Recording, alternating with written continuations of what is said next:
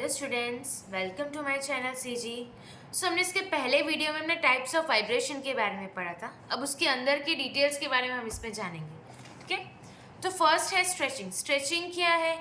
ऐसा वाइब्रेशन जिसके अंदर उसकी बॉन्ड लेंथ या तो बढ़ेगी या तो घटेगी। ठीक है, जिसमें दो टाइप है, सिमेट्रिकल और एसिमेट्रिकल। अब सिमेट्रिकल में ऐसा है कि जो दोनों बॉन्ड्स होंगे या तो वो बढ़ेंगे या तो घटेंगे सिमेट्रिकली लेंथ में। और एसिमेट्रिकल में ऐसा है कि एक बॉन्ड लेंथ जो है या तो वो बढ़ेगी और दूसरी बॉन्ड लेंथ है वो क्या होगी, घटेगी। ये था स्ट्रेचिंग के बारे में। सेकेंड आता है बेंडिंग। बेंडिंग में क्या है? ऐसे वाइब्रेशन जिसके अंदर क्या होता है, रिलेटिवली चेंजेस देखने को मिल रहे हैं मॉलिक्यूल के बॉन्ड एंगल्स में। ठीक है, बेंडिंग दो टाइप की है, इन प्लेन और आउट प्लेन। इन प्लेन यानी इनसाइड द प्लेन और आउट प्लेन यानी आउटसाइड द प्लेन। तो इन प्लेन में क्या है, जब आप बॉन्ड एंगल चेंज करते हो within the same plane, जिसके अंदर दो टाइप्स है, सीजरिंग और रॉकिंग। सीजरिंग में क्या होता है, बॉन्ड एंगल कम होता है और बॉन्ड एंगल को आप यानी जो आपके बॉन्ड्स है मॉलिक्यूल के अंदर जो प्रेजेंट है वो मूव करते हैं अपोजिट डायरेक्शन में, सीजर लाइक शेप में। ठीक है, रॉकिंग में क्या होता है, वो क्या करता है, बॉन्ड एंगल्स को मेंटेन करके रखता है। बॉन्ड एंगल्स को मेंटेन करके रखता है सेम डायरेक्शन में विद इन दी प्लेन। ये था इन प्लेन के बारे में। अब आता है हमारे आउटसाइड प्लेन यानी आउट प्लेन के बारे में। आउट प्लेन में क्या है कि relative changes in bond angle outside the plane. Relatively changes देखने को मिलते हैं बॉन्ड एंगल में प्लेन के बाहर, जो मेनली दो टाइप्स के हैं, ट्विस्टिंग और वैगिंग। ट्विस्टिंग में क्या है, सीजर जैसा ही होता है, लेकिन इसके अंदर क्या होता है, एक बॉन्ड जो है वो प्लेन के बाहर होता है, दूसरा जो बॉन्ड है वो प्लेन के अंदर होता है। ठीक है, यहाँ मैंने एग्जाम्पल के थ्रू शो किया। सेकेंड है वैगिंग। ठीक है, वो रॉकिंग लाइक दिखता है, लेकिन उसमें क्या है, दोनों एटम्स मूव तो करते लेकिन प्लेन के बाहर। ठीक है, ये था उसके बारे में। अब उसके अंदर भी लीनियर मॉलिक्यूल्स और नॉन लीनियर मॉलिक्यूल्स है, जिसका लीनियर जो है उसमें 3n-5 रेशियो है और नॉन लीनियर जो है वो 3n-6 है।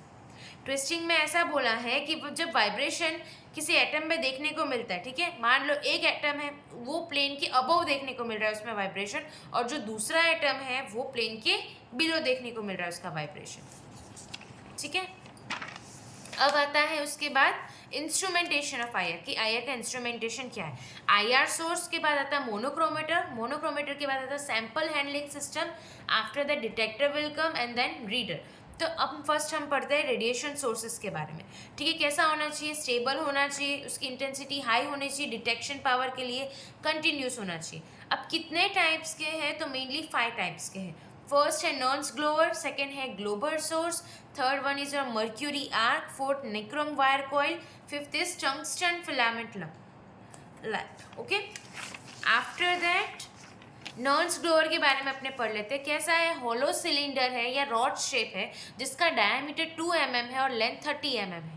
अब वो जो रॉड है वो किससे बना हुआ है, रेयर अर्थ ऑक्साइड, जिसके अंदर जर्कोनियम और टोरियम प्रेजेंट होता है। ये नॉन कंडक्टिव होता है रूम टेम्परेचर में, लेकिन अगर हम उसको बाहर से हीट करते हैं एट 1000 to 18 डिग्री सेंटीग्रेड तो वो कंडक्टिव स्टेज में आ जाता है। ठीक है, अब उसके कुछ एडवांटेजेस और डिसएडवांटेजेस हैं। एडवांटेजेस ये है कि वो स्टेबल है और आईआर रेडिएशन को इमिट करता है ओवर द वाइड आपका जो वेवलेंथ रेंज है वो। ठीक है, डिसएडवांटेज क्या है, तो मैकेनिकल फेलियर। सेकेंड है energy sometimes related with visible and near IR region.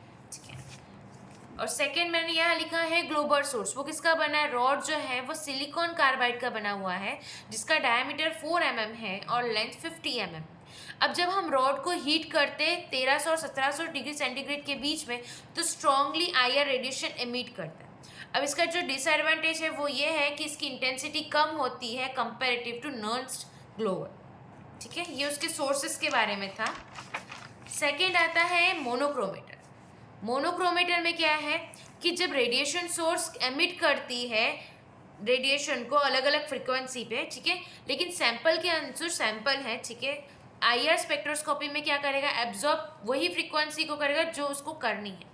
ठीक है, so it is necessary to select desired frequency from radiation source and reject other frequency, so for that purpose monochromator is used. उसके बाद उसके कुछ types हैं। ठीक है, दो है मेनली, ट्रू मोनोक्रोमीटर और फिल्टर। ट्रू मोनोक्रोमीटर में दो है, grating and prism. Filter monochromator के अगेन दो है, एब्जॉर्प्शन और इंटरफेरोमीटर। एब्जॉर्प्शन जो है आपका वो बेस्ड होता है मैकेनिज्म पे और स्ट्रक्चर पे, ठीक है। स्ट्रक्चर जो है वो या तो ग्लास का है, ये सेकेंड है वो जिलेटिन का है, और जो आपका मैकेनिज्म है उसके अंदर कट ऑफ आता है और बैंड पास आता है। कट ऑफ या तो अपर हो सकता है या लोअर हो सकता है, ठीक है। अगर आपको कहीं क्वेरी आ रही है आईआर के किसी टॉपिक में, किसी और टॉपिक्स में, तो आप मुझे कमेंट सेक्शन पे बता सकते हैं। और ऐसी और वीडियोस देखने के लिए आप प्लीज़ सब्सक्राइब करें। Thank you.